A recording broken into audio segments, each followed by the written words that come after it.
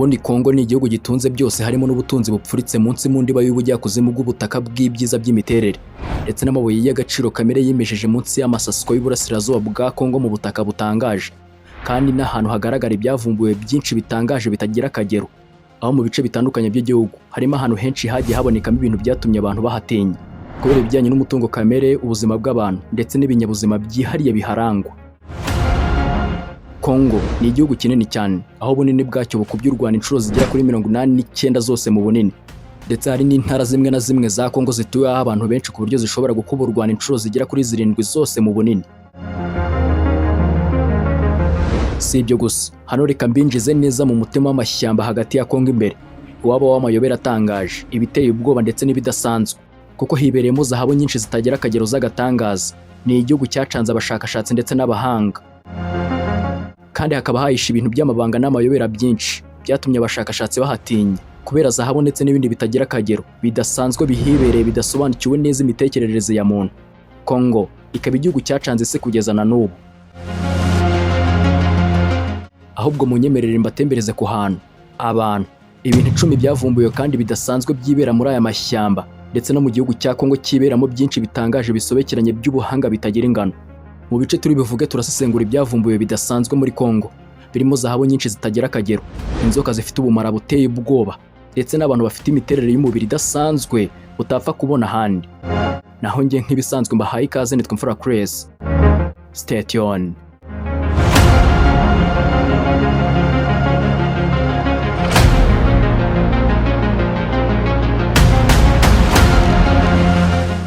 Hano tugiye gutondekanya ahantu, abantu ndetse n'ibintu 10 bitangaje kandi binatera kwibazwa n'abatari bake batuye isi dutuyeho ya none.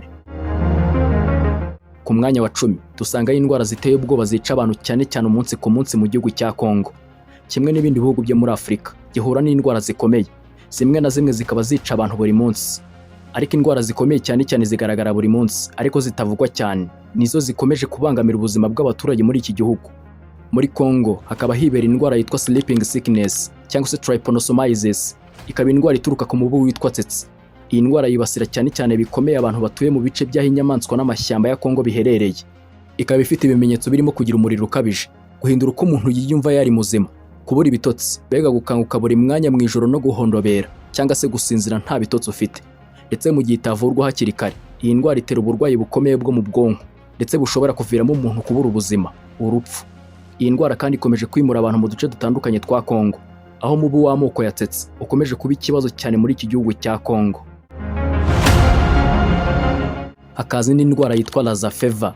Iyi ni indwara y'icyorezo iboneka mu nyamaswa zo mu mashyamba, ikaba iterwa n'agakoko kitwa Lassa virus. Iyi virus iboneka cyane cyane mu nyamaswa nk'imbeba, rats, cyane cyane mu mbeba yitwa Mastomys rats, kandi ishobora kwanduza umuntu binyuze mu gukora mu mwanda w'inyamaswa wazo cyangwa se ibindi bintu byanduye ku muntu ufite iyo virus. Lassa fever ishobora kwanduza umuntu binyuze mu guhuza amatembabuzi yawe n'urwaye iyo ndwara mu buryo bworoshye cyane. By'umwihariko mu duce twa Kongo, iyi ndwara ikunze gukwirakwira mu buryo bwa virus cyangwa se agakoko, ikanateza ibibazo bikomeye birimo kugwingira, kuribwa ndetse n'umuriro mwinshi. Ukaba wapfa mu gihe gito cyane kitarenze cyumweru kimwe mu gihe idakurikiranywe byihuse. Iyi Lassa fever itera impfu mu bantu benshi kandi ikaba ari n'ikibazo gikomeye mu gihugu cya Kongo.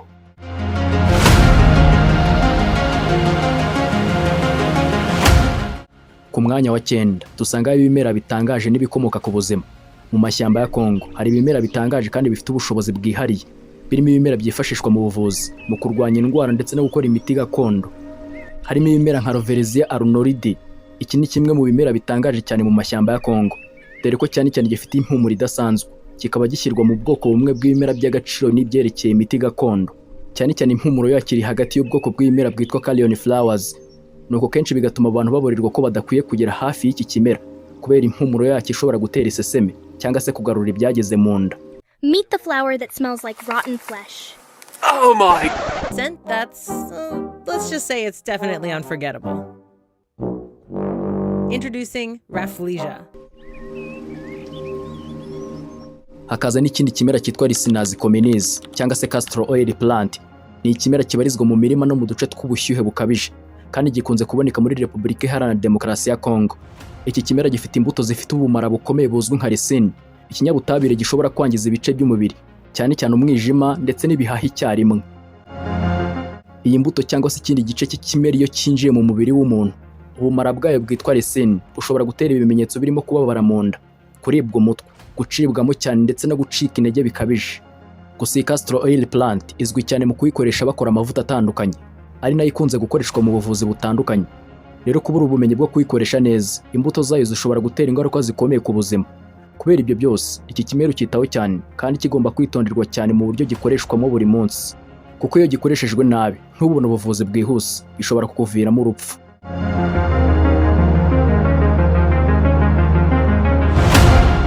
Ku mwanya wa 8, ibinyabuzima byihariye. Mu mashyamba ya Kongo habonekamo ibinyabuzima bitangaje kandi bidasanzwe. Ibi binyabuzima birimo inyamaswa nini, ibinyabuzima byo mu mazi ndetse n'ibimera bitangaje. Bimwe muri byo ni ingagi y'Iburasirazuba nk'izitwa Gorilla Blengei. Muri Kongo niho haboneka Gorilla y'Iburasirazuba. Ni imwe mu nyamaswa nini cyane mu mashyamba kandi z'ubwenge cyane. Ifite ukuntu ibayeho mu ruhererekane rw'imiryango ijya kumera nk'iy'abantu. Gorilla y'Iburasirazuba zifite uburebure bukomeye ndetse zifite imbaraga zo kwihangana no kurwanira ubuzima bwazo mu mashyamba ya Kongo. Ni inyamaswa zifite umubiri ukomeye kandi zifatwa nk'inyamaswa zirangwa n'ubuzima bw'imibereho yo mu mashyamba, kuko zirira ibyatsi ndetse n'ibindi bya kimeza bitandukanye. Hakaza Congo Forest Elephant cyangwa se inzovu zo mu mashyamba ya Kongo. Ni ubwoko bw'inzovu bw'inkazi butandukanye n'izindi nkazi ziboneka muri Afurika. Iyi nzovu ifite umubiri ndetse n'imiterere itandukanye y'izindi nzovu tuzi cyangwa se tubona. Ziboneka cyane cyane mu mashyamba ya Kongo, kandi ikaba ifite ubushobozi bwo guhindura imiterere y'ahantu iri kuba mu buryo bwo kugira ngo igire umutekano usesuye, kuko n'inzovu zirangwa no kugira amahoro mu buzima bwazo ndetse no kutibagirwa uwazihemukiye. Iyi nzovu kandi ni inyamaswa y'ubukare bwinshi muri aya mashyamba ya Kongo, kandi zirangwa n'ubushobozi bwo kwihanganira ibinyabuzima bitandukanye mu guhangana n'ubuzima bw'amashyamba y'inzitane muri Kongo.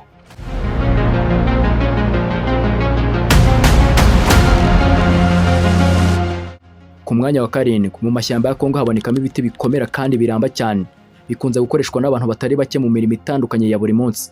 Kandi ibyo biti ku masoko atandukanye bikaba bihenze cyane, aho bishobora gukorwamo urugero umwe ugasanga rugura hafi 300,000 by'amafaranga y'u Rwanda.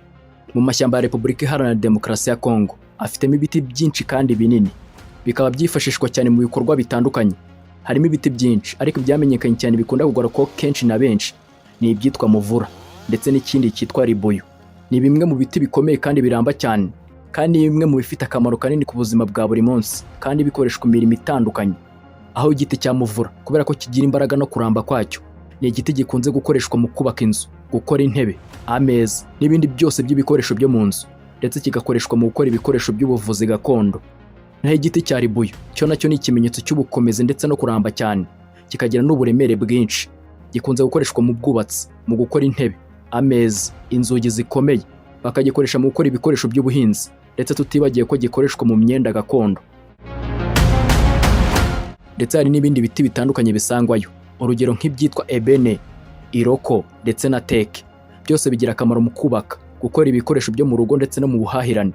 Ibiti by'amashyamba ya Kongo bitanga umusaruro ukomeye ku bukungu bw'igihugu ndetse no mu mibereho myiza y'abaturage, bikifashishwa cyane mu bikorwa by'ubucuruzi ndetse no mu mico gakondo y'abaturage. Ibi biti nta handi bisangwa kuko birihariye muri Kongo. Ku mwanya wa 6, amayobera y'imisozi n'ibirunga byo muri Kongo. Mu gihugu cya Kongo hari imisozi n'ibirunga bitangaje. Bimwe muri byo bigira imiterere idasanzwe kandi bihishe n'amayobera menshi. Ibirunga nka Mount Nyiragongo ikunze kuruka rimwe na rimwe, ndetse n'indi misozi miremire igira amazi y'amashyuza, hot springs, abashyushye cyane, ndetse n'inkangu z'amashyiga y'umuriro, bigaragaza imbaraga z'ubutaka bwa Kongo. Hari n'ahandi hitaruye hashobora kuba ibiyaga by'ubwiza butangaje ndetse n'ibimera byo ku butaka biherereye ku misozi. Ibi bituma abashakashatsi bifuza kugera muri ibi bice kugira ngo basobanukirwe neza imiterere yabyo, imiyoborere y'ubutaka ndetse n'ubuzima bw'ibinyabuzima biherereye muri iki gihugu cya Kongo. Kuko imisozi n'ibirunga bya Kongo si ubwiza gusa, ni n'ahantu hibera ibikorwa by'ubumenyi budasanzwe, harimo n'ubushakashatsi ku butaka, ku binyabuzima bidasanzwe ndetse no ku bumenyi bw'amashyamba yihariye. Ibi bituma Kongo iba igihugu cyihariye ku isi mu bijyanye n'amayobera y'ibirunga n'imisozi biharangwa.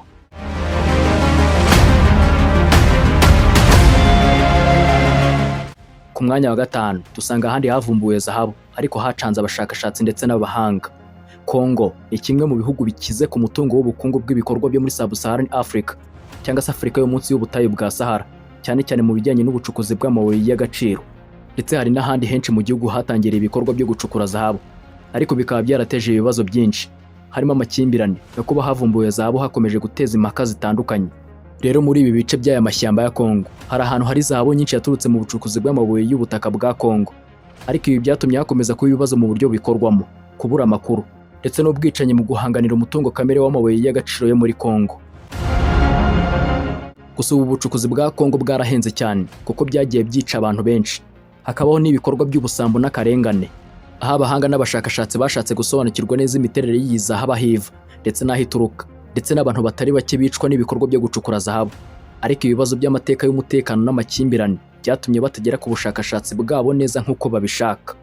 Ibi byakanze abantu benshi cyane, byatumye abahanga bamwe batangaza ko Kongo ari igihugu cyateye imbere cyane mu bucukuzi bw'amabuye y'agaciro, ariko gihura n'ibibazo bituma ubukungu bwacyo bukomeza kuguma hasi kubera guhura n'amakimbirane no kubura inzira yo gukemura ibibazo byo mu mashyamba kuri zahabu ihaboneka cyane ndetse n'andi mabuye y'agaciro. Ku mwanya wa kane dusangayo inyoni ziteye ubwoba n'inyamaswa zidakunze kuboneka ahandi ku isi zibarizwa muri aya mashyamba ya Kongo. Aho mu mashyamba ya Kongo habonekamo inyoni n'inyamaswa ziteye ubwoba kandi zidasanzwe. Izi nyoni ni inyamaswa zigira imiterere idasanzwe cyangwa se izindi mbaraga zitangaje, kuko habonekamo iyitwa Shovel Stork cyangwa se Barniceps rex. Iyi nyoni ni imwe mu nyoni ziteye ubwoba ziboneka muri aya mashyamba ya Kongo, cyane cyane mu bice byo munsi y'ubutayu bwa Kongo. Iyi Shovel ifite umutwe muremure ugera kuri santimetero 30 n'amababa agera ku burebure bwa metero 2. Iyi nyoni ifite isura idasanzwe, ikaba ikunda kuba mu mazi aho ibasha guhiga inyamaswa ntoya nk'amafi ndetse n'ibindi binyabuzima. Benshi bayita nyoni y'ubwoba kubera isura yayo ikanganye kuyireba. Akazi yitwa Great Blue Heron cyangwa se Ardea herodias. Iyi ni inyoni ikunda kugenda muri ibi bice by'aya mashyamba igahiga inyamaswa ntoya, kandi ifite amababa y'ubururu ajya imbere, ikaba ikora ibikorwa byo guhiga ku buryo budasanzwe. Inyoni nk'izi zifite ubushobozi bwo kugenda mu buryo bwihuse mu mazi ndetse no ku butaka, bikayihesha kuba imwe mu nyoni zifatwa nk'igihangange mu mashyamba ya Kongo. Ndetse n'indi yitwa Congo Nile Rock Flow. Iyi ni inyoni ikunze kuboneka mu mashyamba y'ibiyaga n'imisozi ya Kongo, kandi izwiho kuba ifite uburyo bwo kubaho bwihariye. Ubwoko bw'inyoni bwakunze guhindura imiterere y'ibiyaga ndetse n'ahantu haboneka amashyamba. Iyi nyoni ni nziza cyane mu mashyamba ya Kongo kandi ikunze kuba ituruka mu bice birimo amashyamba. Hakaza n'iri crocodile cyangwa se ingona y'impigi mu mazi, crocodile monster. Iyi iboneka mu bibaya byo mu mazi muri Kongo. Iyi ngona ifite umubiri ukomeye, aho ishobora kwihanganira ibibazo by'imirire no gutoranya uko igomba kubaho mu mazi. Ikaba irangwa no kugira ubwoba kubera imbaraga zayo zo kwihuta mu mazi. Iyi ngona kandi ifite imbaraga zihambaye, zishobora kugera ku buremere bw'ibiri 1000 cyangwa se toni 1 y'uburemere cyangwa se hejuru yaho, kandi zikagira uburebure bwa metero 5. Zikunda kuba mu mazi ndetse no ku butaka, kandi cyane cyane ziboneka mu biyaga cyangwa se mu ruzi rwa Kongo. Zifite umutwe muremure hamwe n'amenyo akomeye. Iyi ngona ni inyamaswa izwiho kugira ubugome mu gihe zafashe cyangwa se ziri mu bikorwa byo kurwanira ubutaka bwazo. Iyi ngona iyo yabonye amahirwe yo gufata ibiryo ikoresha imbaraga zayo nyinshi mu kubifata. Ibi bituma zifatwa nk'inyamaswa zitagira imbabazi na nke ku bintu byose zifata. Ibi bikorwa byose byerekana ukuntu ingona zishobora kuba zifite ubugome bukomeye muri aya mashyamba ya Kongo. Hakaza West African Manet. Izwi nk'inyamaswa y'amazi, iboneka mu bice byo ku nkombe z'inyanja ndetse no mu mazi ya Kongo.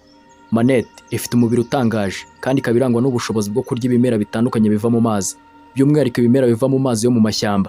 Iyi nyamaswa yifitemo ubuzima bwihariye kandi ikaba irangwa n'uburyo bwo kubaho mu mazi mu buryo bworoshye cyane.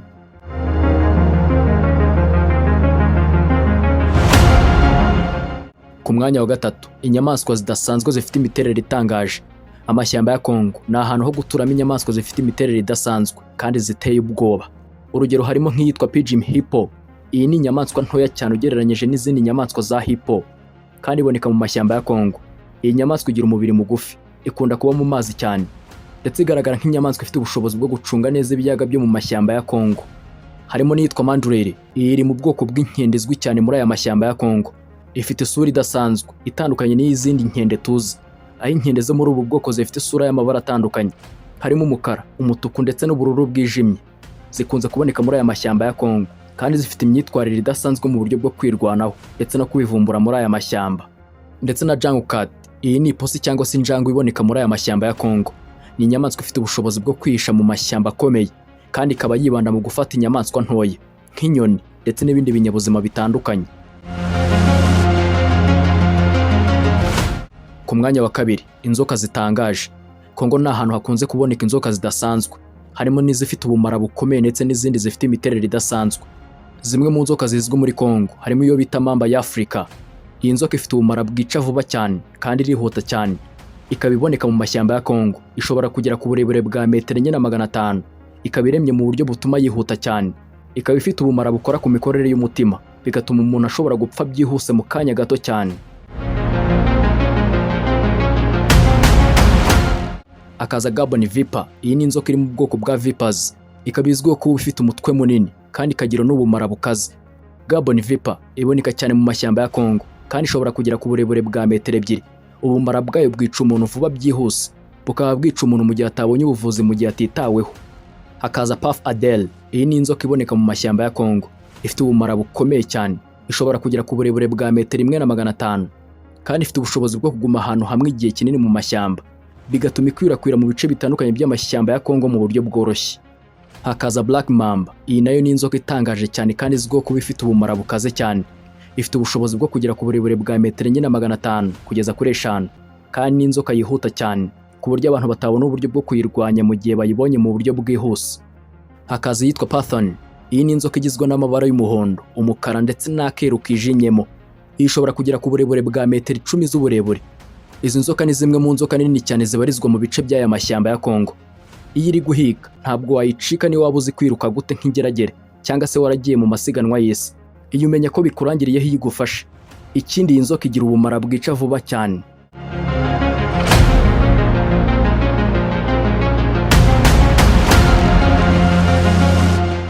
Hano tugeze ku mwanya wa mbere, aho mu mashyamba ya Kongo tuhasanga abantu badasanzwe bayiberamo bo mu bwoko bwa Pidgin. Aba ni bamwe mu bantu badasanzwe babarizwa muri Kongo. Pidgin ni abantu bafite umubiri muto kandi bafite imiterere idasanzwe, kandi bakaba bafite amateka n'umuco byihariye. Aba baturuka mu bice bimwe na bimwe by'amashyamba ya Kongo kandi bafite imico y'uburyo bwo kubaho bwihariye cyane bwa gakondo bwa kera. Abantu bo mu bwoko bwa Pidgin bakunze kuba abantu b'inkazi z'ubuzima bw'amashyamba kuko babaho mu buryo bushingiye ku bushobozi bwo guhangana n'ibibazo byo mu mashyamba. Akenshi bafite uburebure bugufi ugereranyije n'abandi bantu bo muri Afurika, aho abenshi muri bo bafite uburebure bwa santimetero 140 kugeza ku 150.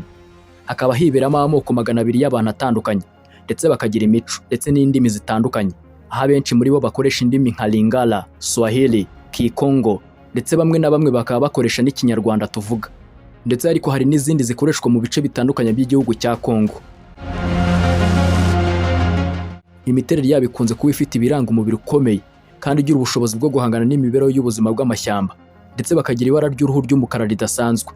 Ubuzima bwabo bushingiye ku gukoresha ubushobozi bwo kubona ibiribwa no guhangana n'inyamaswa mu mashyamba, kuko imibereho yabo muri aya mashyamba ya Kongo irangwa n'ubuhanga mu gusoma ikirere, gukoresha ibikoresho byo muri aya mashyamba mu buryo bwihariye, ndetse bibera muri aya mashyamba birira bya kimeza cyangwa se ibyo bahize n'ubundi muri aya mashyamba.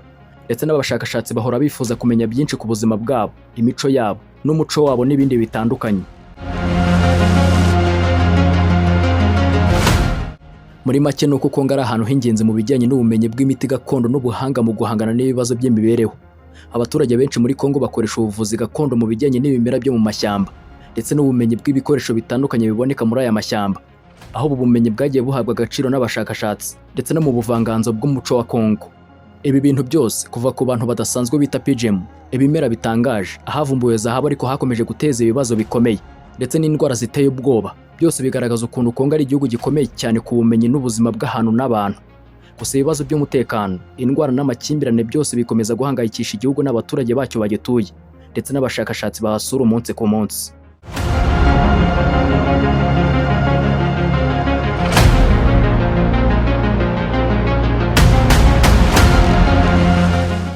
Ese umaze kumva ibintu, ahantu ndetse n'abantu batangaje bibera muri iki gihugu, by'umwihariko muri aya mashyamba ya Kongo?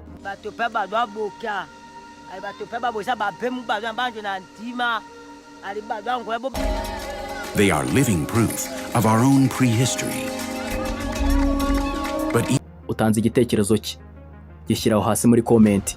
Mwakoze kubana natwe ndetse no kudutega amatwi, kandi niba mwakunze ibyo dukora mwibuke gukanda like kandi mwibagirwa gukora subscribe.